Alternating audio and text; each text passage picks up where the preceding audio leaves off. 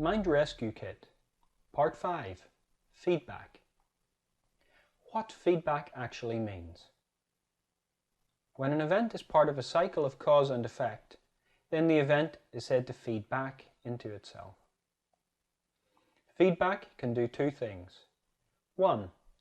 It can keep the current situation stable, corrective feedback. 2. It can create and build a change in the system, positive feedback. Corrective feedback keeps us on course because it highlights any gap between your goals and your reality. Positive feedback highlights your effective actions so you can do more of them to create a bigger effect.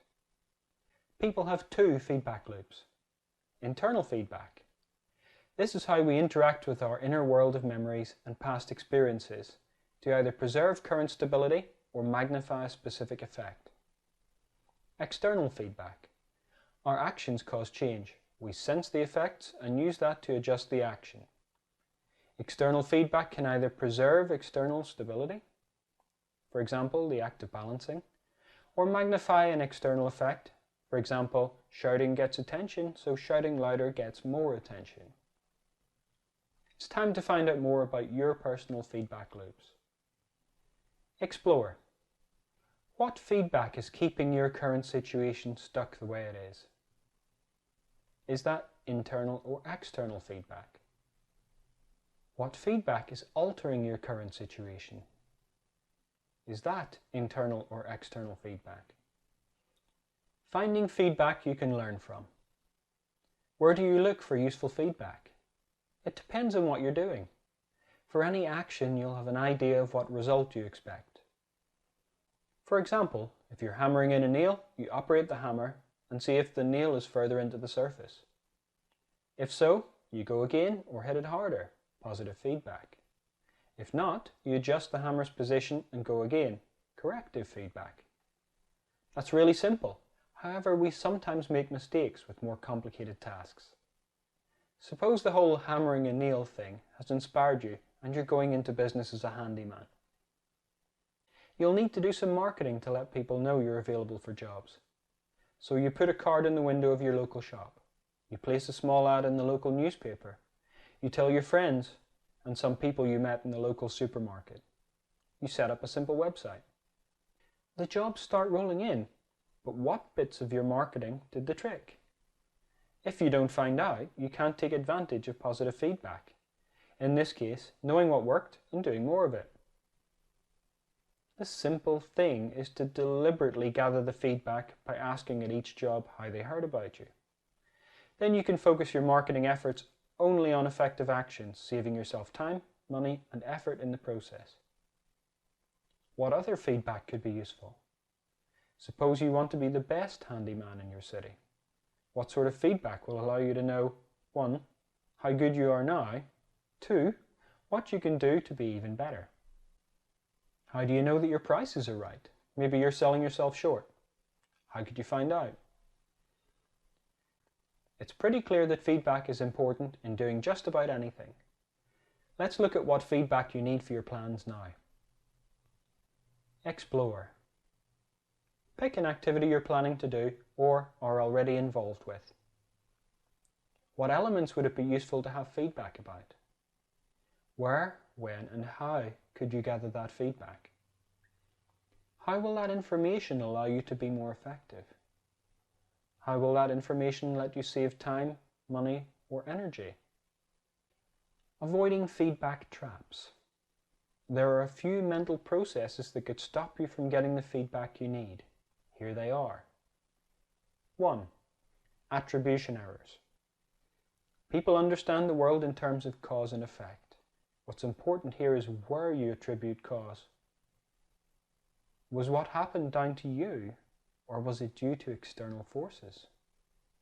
When you fail at something, there's an inbuilt tendency to attribute blame elsewhere, to explain it away. In sports, we get explanations like, it was just bad luck. The weather was too hot, or too cold, or too rainy. The referee was at fault, and so on. But how can you improve unless you own the action, accepting that the failure was down to you? Getting feedback from failure is hard emotionally. which is why it's the breakfast of champions. Successful people take a step back and ask themselves the hard questions. After a failure, they ask, how much of that failure was due to me? Be honest though, after an argument, if you asked yourself, how much of that was down to me? What part did I play in that? Would you take the easy way out and blame it all on them?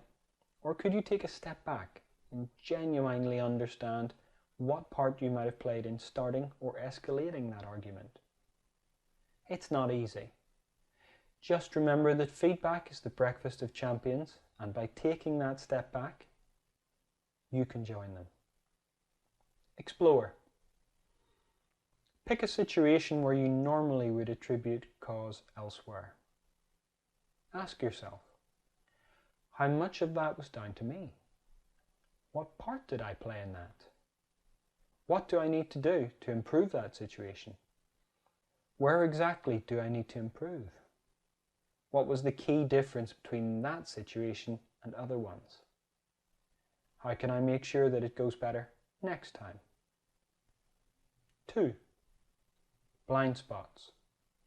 Sometimes the feedback you'll need to improve is available, but you just don't know it's there.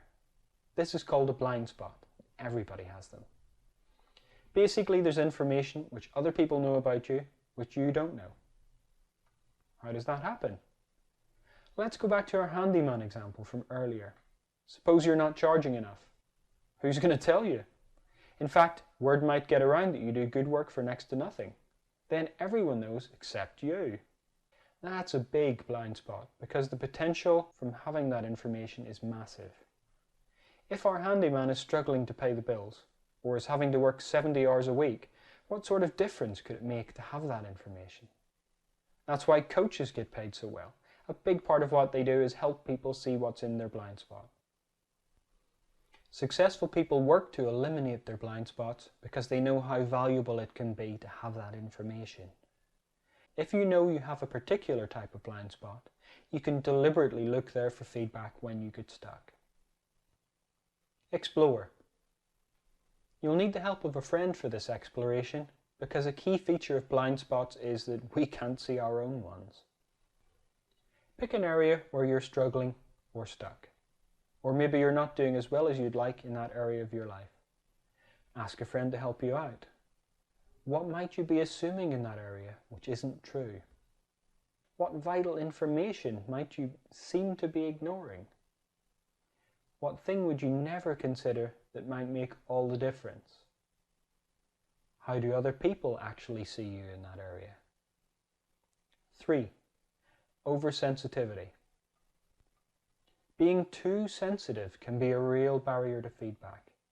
Who's going to give you feedback if you don't listen or if it makes you angry? You've got to receive feedback from a calm place so you can genuinely consider whether the information is useful or not. Lots of people interpret feedback as criticism or feel like they're being attacked, so it's important you learn a new, balanced way of dealing with this. The problem is that it hurts. There's something that's important to you and someone else is just trampling all over it. The question is, are you going to let that get in the way of learning something useful? It's much easier when you actively ask for feedback from others because it gives you a chance to prepare yourself. You can even tell them that this thing is really important to you, so could they be gentle while still being truthful? There's a second reason to receive feedback calmly. You want people to give you genuine feedback rather than just telling you what they think you want to hear. Who wants to tell you your idea is no good, or that you've wasted your time making something no one wants? You're hardly likely to welcome that news, even if it's true. That's why other forms of feedback are so important too. By testing an idea, you can see if it's viable or not. Then you can differentiate between dreams that can be made real and ones that are pure fantasy. When I say testing, I'm talking about the kind of feedback our handyman needed about his marketing. I'm talking about measuring what people do, not just what they say. I've lost track of the number of people who said they wanted something, then never spent the money or came to the event. In practice, people vote with their feet and they vote with their wallets. If you compare testing, that's what actually happened, with opinion, what people tell you, it becomes much easier for you to figure out which feedback to pay attention to and which to ignore. Explore. Pick an idea you want to test or an area of something you do where the feedback is thin or confused. How can you test it? What information do you need? From how many people? Over what period of time? Who can you ask for opinions on that idea or area of your life? How can you prepare yourself to receive their opinion calmly? How can you ask so that the feedback is genuine and the feedback is given in a way that you can accept? Part 5, Summary. Now you know what feedback is really about, why and how to gather it, and what can sometimes get in the way. Work through all the sections of this part before you move on.